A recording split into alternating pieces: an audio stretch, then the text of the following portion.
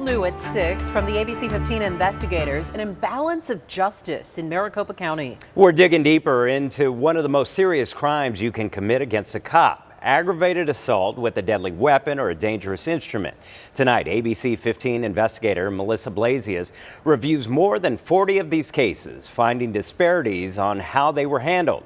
She's asking the county attorney and her election challengers about fairness in prosecution. It's not simply the pointing or brandishing of a gun.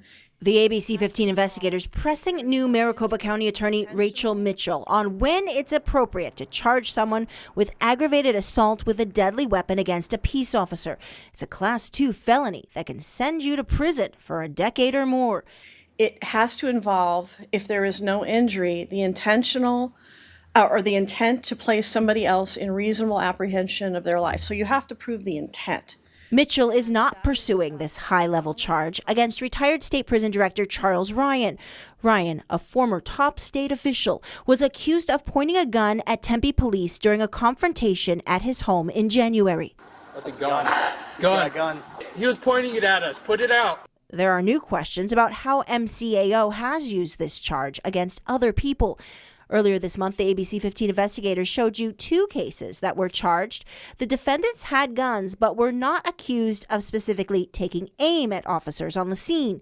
Mitchell also does admit in this letter to at least one case from 2020 being overcharged as a Class 2 felony when a shoplifting suspect was accused of using a pen as a dangerous instrument.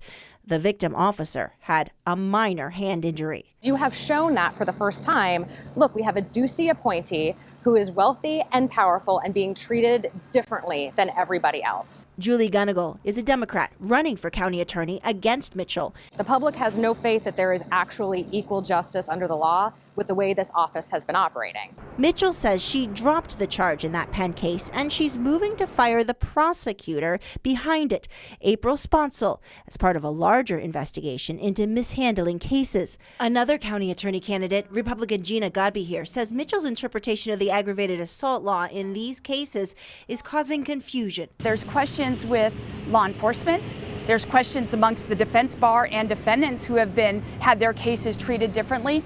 And there's questions with the line attorneys at the Maricopa County Attorney's Office. So the ABC15 investigators went down to the court records office and we pulled dozens of cases from 2020 and 2021 looking at aggravated assault with a deadly weapon against an officer charges. We found nearly all the cases involved situations where officers say they felt threatened by someone who had a weapon, but in nearly none of the cases were the officers actually injured. So ABC15 sent questions about 7 of these cases to the county attorney's office, asking about disparities in charging decisions and why items like handcuffs are considered weapons. Mitchell says she has a prosecution integrity unit to review cases for fairness, and we'll let you know what they say about the cases we sent. I'm investigator Melissa Blasius, ABC15 Arizona.